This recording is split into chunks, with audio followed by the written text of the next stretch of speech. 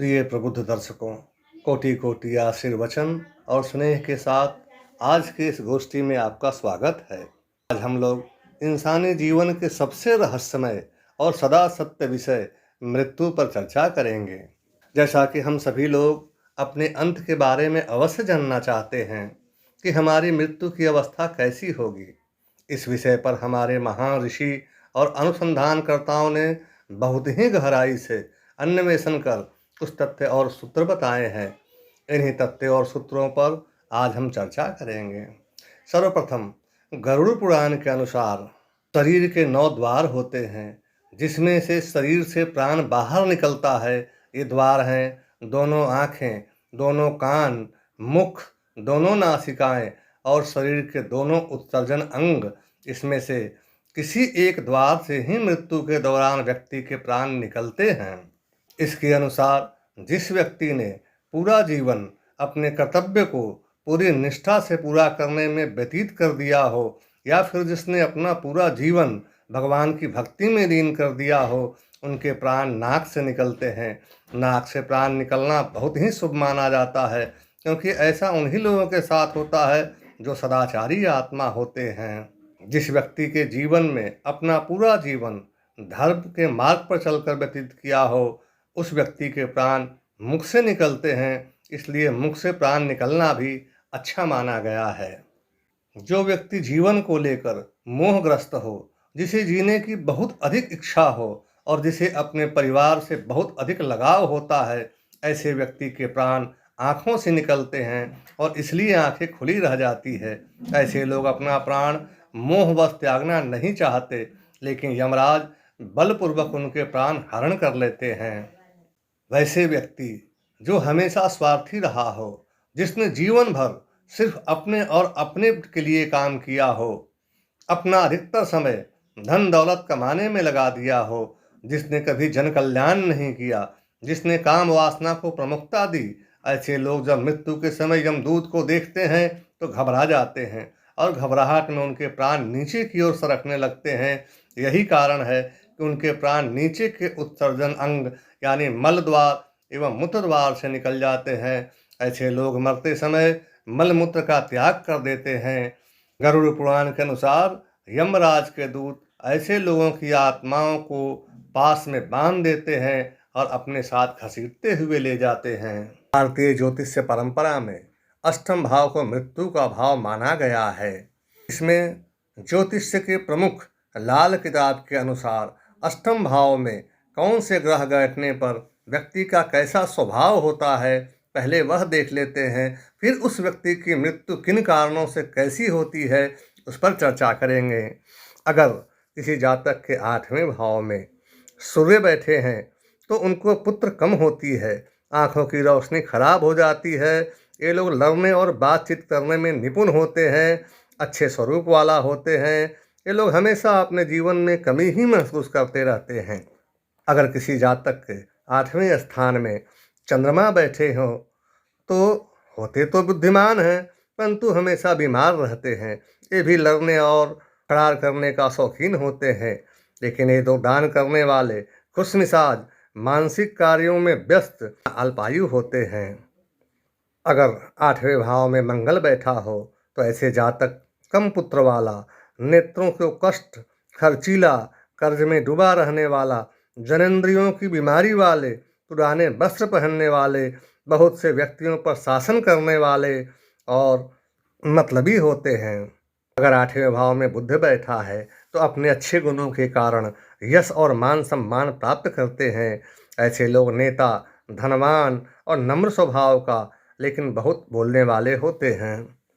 किसी जातक का 8वें भाव में बृहस्पति बैठा है तो अपने परिवार के मुकाबले नीच कर्म करते हैं। ऐसे लोग बुद्धिमान, दीर्घायु और अच्छी याददाश्त वाले होते हैं।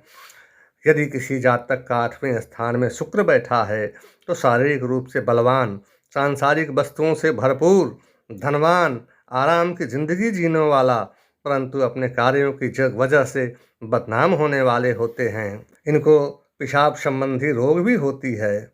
यदि किसी जातक का 8वें स्थान में शनि बैठे हों तो इन्हें ज़्यादा कन्या होती हैं। इन्हें नेत्री की बीमारी होती है। ये धनवान और कमज़ोर होते हैं परंतु दीर्घायु होते हैं। ये लोग जल्दी क्रोध करते हैं परंतु दूसरों का ध्यान रखने वाले भी होते हैं। इनको स्वास्थ्य संबंधी रोग होता है।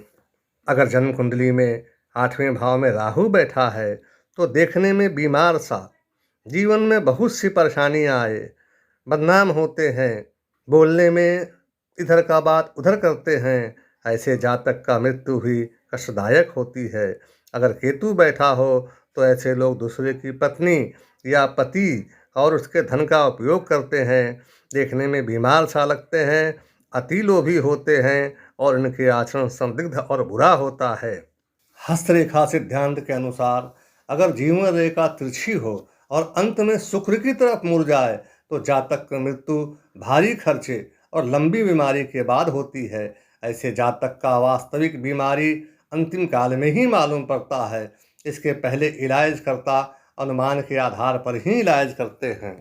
अगर जीवन रेखा अंतिम भाग में द्विशाखित हो जाए तो जातक की मृत्यु अधिक कष्ट और परिवार की उपेक्षा के कारण होता है। अगर जीवन रेखा अंत में गोपूंछ की आकृति का हो जाए तो जातक का शरीर विविध रोगों का पिटारा हो जाता है और मृत्यु काफ़ी कष्टकारक होती है। अगर किसी जातक का जीवन रेखा के अंत में क्रॉस का निशान हो तो जातक के नाते रिश्तेदार उसे बेसहारा छोड़ देते हैं और जातक बिना इलाज और देखभाल के तड़प तड़प कर मरता है। अगर जातक के जीवन रेखा को केतु से निकला कोई रेखा छू दे तो जातक का मृत्यु अति कष्टावस्था में होती है। ऐसे जातक गंभीर हृदय रोग, कैंसर के शिकार होते हैं। इनको भी इनके परिवार वाले भगवान भरोसे छोड़ देते हैं। अगर किसी जातक का जीवन रेखा से कोई रेखा निकलकर मस्तिष्क रेखा को काट कर ठहर जाए तो जातक का मौत पागलपन की अवस्था में मलमूत्र पर पड़े पड़े होता है। भारतीय ज्योतिषीय परंपरा में अष्टम भाव को मृत्यु का भाव तो मानते ही है। श्री बाराह मिहिर और पराशरी ज्योतिष के अनुसार इस भाव में बैठने वाला ग्रह और राशियां हमारे मृत्यु के कारक और कारण हैं। इनके अलावा ज्योतिष इनके अनुसार आपके 8वें भाव में सूर्य बैठे हैं तो आपकी मृत्यु किसी भी तरह के आग से, लू लगने से, डिहाइड्रेशन यानी पानी की कमी से, रीढ़ की हड्डी टूटने और हृदयाघात के कारण मौत होती है। अगर अष्टम भाव में चंद्र है तो आपकी मृत्यु जल में डूबने, मानसिक आघात, खून में सफ़ेद रक्त कण कम होने और कफ के कारण श्वास गति रुकने से होती है। अगर आपके कुंडली के अष्टम भाव में मंगल बैठा है तो लड़ाई झगड़े के कारण, अस्त्र शस्त्र के वार से, ब्रेन हैमरेज, अंतः रक्तस्राव, मांसपेशियों के रोग, गुदा रोग और खून में लाल रक्त कण के खत्म हो जाने के कारण होती है। अगर आपके कुंडली के 8वें भाव में बुध बैठे हैं तो त्वचा का कैंसर, संक्रमण, तंत्रिका तंत्र, पाचन तंत्र में गड़बड़ी, ज्वर, बुखार, बैक्टीरिया जनित रोग के कारण मृत्यु होती है। अगर अष्टम भाव में बृहस्पति हों तो अजीर्ण, लीवर, गले का संक्रमण, गर्भाशय या पेट के निचले हिस्से में गड़बड़ी, खाने पीने की लापरवाही, अपच और फूड पॉइजनिंग के कारण मृत्यु होती है। अगर अष्टम भाव में शुक्र हो तो जातक का मृत्यु गुप्त रोग, स्त्री के स्कैंडल, खाना पीना नहीं खाने के कारण, मूत्र मार्ग में संक्रमण के कारण होती है। अगर अष्टम भाव में शनि बैठे हों तो जातक का मौत धीरे धीरे घुट घुट कर कष्टनाक अवस्था में होती है। जातक का किडनी बुरी तरह क्षतिग्रस्त हो जाता है या जातक रेगिस्तान या शुष्क मौसम में पानी के बिना मर जाता है। अगर जातक के 8वें स्थान पर राहु बैठे हों तो अक्सर अकाल मृत्यु होती है। ऐसे जातक की हत्या बहुत विभत्स तरीके से की जाती है।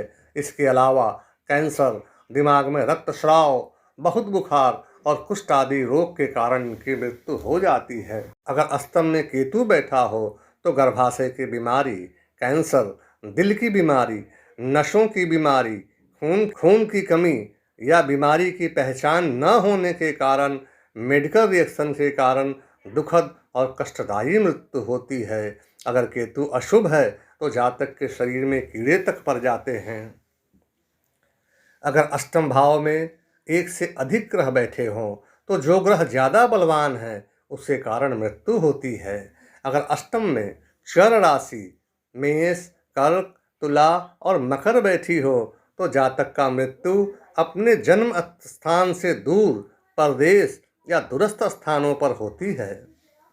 अगर अष्टम भाव में स्थिर राशि वृषभ, सिंह, कुंभ और वृश्चिक हो तो जातक का मृत्यु अपने परिवार के बीच अपने घर में होती है।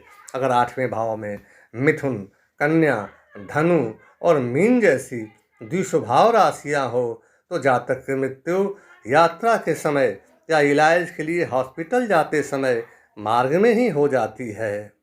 इसके अलावा कुछ ऐसे जातक भी होते हैं जो बिना किसी बीमारी के, बिना किसी की सेवा कराए चलते फिरते भजन कीर्तन में या कहीं भी साधारण मौत मर जाते हैं। ऐसे लोग पुण्यात्मा और गलती से इस जीवन में आ जाते हैं, इसलिए उनको मृत्यु कष्ट का अनुभव नहीं होता है और जीवन की तकलीफ को अनुभव नहीं होता है और ससम्मान पूर्वक वो चले जाते हैं। ऐसे लोगों का अष्टम भाव में एक से अधिक पंचग्रही, त्रिग्रही, चतुर्ग्रही योग हो सकते हैं या ऐसे लोगों की राशियां बहुत कम डिग्री की होती है जिससे इनका मृत्यु पथ बहुत आसान और सुमृत्यु हो जाती है। इन्हें आवागमन के चक्र से भी छुट्टी हो जाती है। इसके अलावा कुछ ऐसी मौत भी होती है जो कि गुमनाम होती है, जिसका कभी पता नहीं चलता है कि उनका क्या हुआ और न ही कभी उनकी सौ बरामद होता है।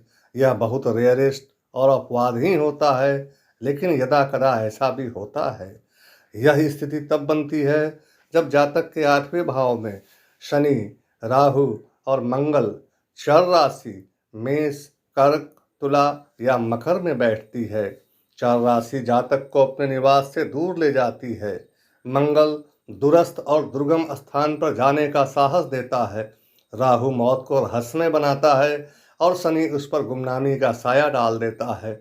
ऐसे लोगों की आत्माएं श्राद्ध और वैदिक कर्म ठीक से संपन्न नहीं होने के कारण बहुत समय तक मुक्ति या योनि परिवर्तन के लिए भटकती रहती है, लेकिन इन्हें अनंत भटकाओं के बाद यायावरी के सिद्धांत पर मुक्ति भी मिल जाती है और ये लोग आवागमन चक्र से मुक्त हो जाते हैं।